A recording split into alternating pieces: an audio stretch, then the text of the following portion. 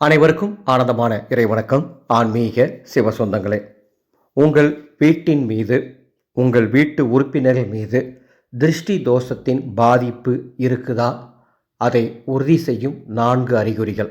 நான் சொல்கிற இந்த 4 அறிகுறிகள் உங்களுக்கோ அல்லது உங்கள் குடும்பத்தில் இருக்க யாருக்காச்சும் ஒருத்தருக்கோ இது இருந்துச்சுன்னா உங்கள் குடும்பத்துக்கு திருஷ்டி தோஷம் இருக்குதுன்னு அர்த்தம். அதுக்கு என்ன பண்ணலான்னு ஒரு சில பரிகாரங்களும் இந்த ஆடியோன் இறுதியில் சொல்லியிருக்கேன். ஆடியோ முழுமையாக கேட்டு உங்களுக்கு தெரிந்த அத்துணை பேருக்கும் பகிர்ந்து கொள்ளுங்கள். ஆடியோக்கு போகிறதுக்கு மேலே ஒரு அறிவிப்பு.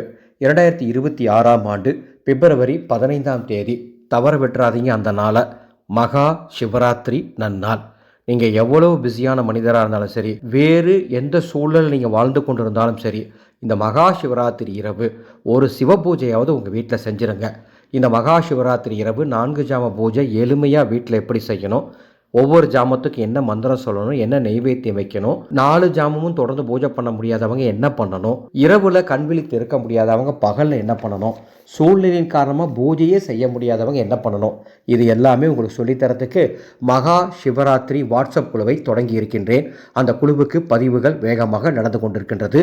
இந்த குழுவில் சேரும் அத்துணை பேருக்கும் சிவ தீட்சை மற்றும் சிவ தியானம் வழங்கப்படும். குழுவில் சேர விருப்பம்னா டிஸ்பிளேல எனது வாட்ஸ்அப் நம்பர் இருக்குது. அந்த நம்பருக்கு மகா சிவராத்திரி அல்லது ஹாய் அல்லது சிவாய நமன் ஒரு மெசேஜ் அனுப்புங்க.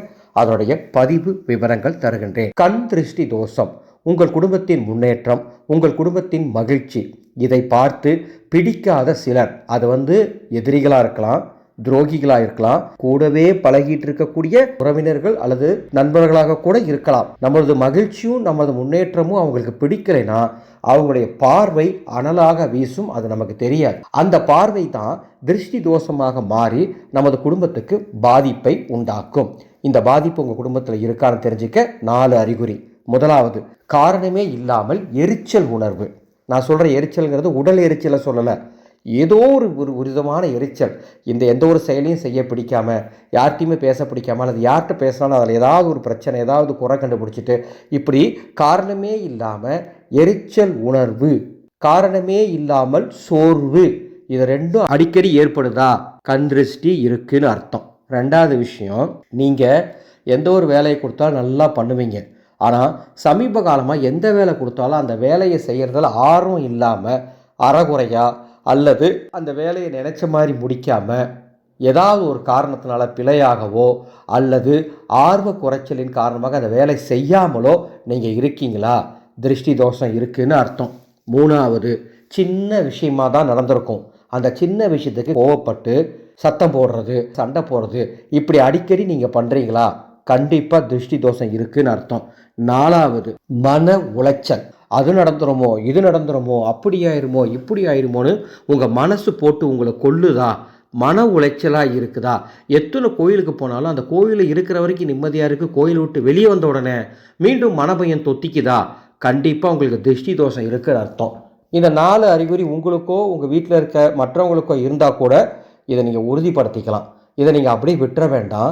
இது நாளாக என்ன ஆகும்னா உங்கள் குடும்பத்தில் இருக்கக்கூடிய நிம்மதியை கெடுத்துரும், உங்கள் குடும்பத்தில் பணவரவை தடுத்துரும், உங்கள் குடும்பத்தின் அமைதியை சீர்குலைத்து விடும்.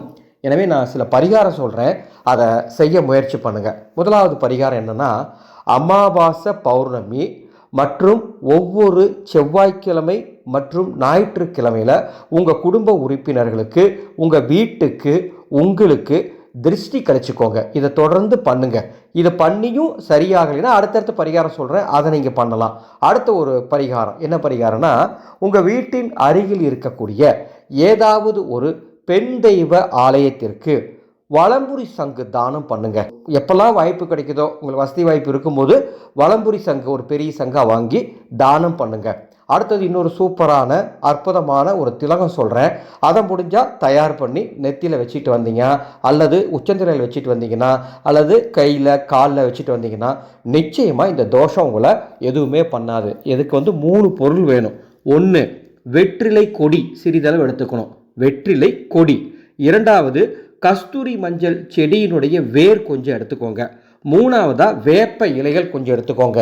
இந்த 3யுமே அமாவாசை திதியில் சூரிய பகவான் இல்லாத நேரத்தில் நன்றாக அரைக்கணும். கொஞ்சம் நெய் விட்டு நன்றாக அரைத்து அதை ஒரு சின்ன சில்வர் பாத்திரத்தில் சேகரித்து பூஜை அறையில் வச்சு முழு பக்தியோட விநாயகப் பெருமானையும் உங்கள் குலதெய்வத்தையும் வணங்கிட்டு தொடர்ந்து அதை பயன்படுத்திட்டு வாங்க.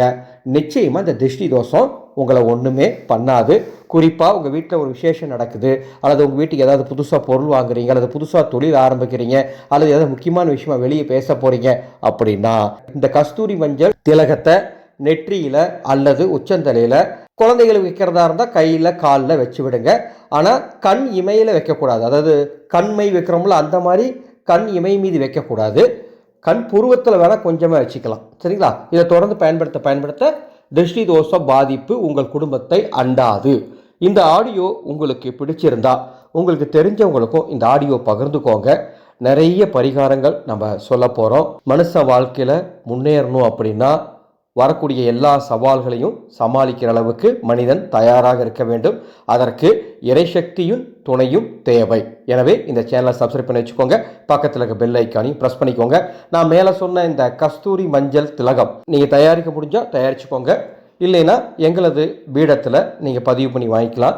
டிஸ்பிளேல பாருங்கள், எங்களை வாட்ஸ்அப் நம்பர் கொடுத்துருக்கோம். அந்த நம்பருக்கு தொடர்பு கொள்ளுங்கள். அதனுடைய விளக்கத்தை தர சலுகை விலையில் வாங்கிக்கலாம். சரிங்களா? ஆனந்தம் மலரட்டும், ஆனந்த ஒளி பரவட்டும்.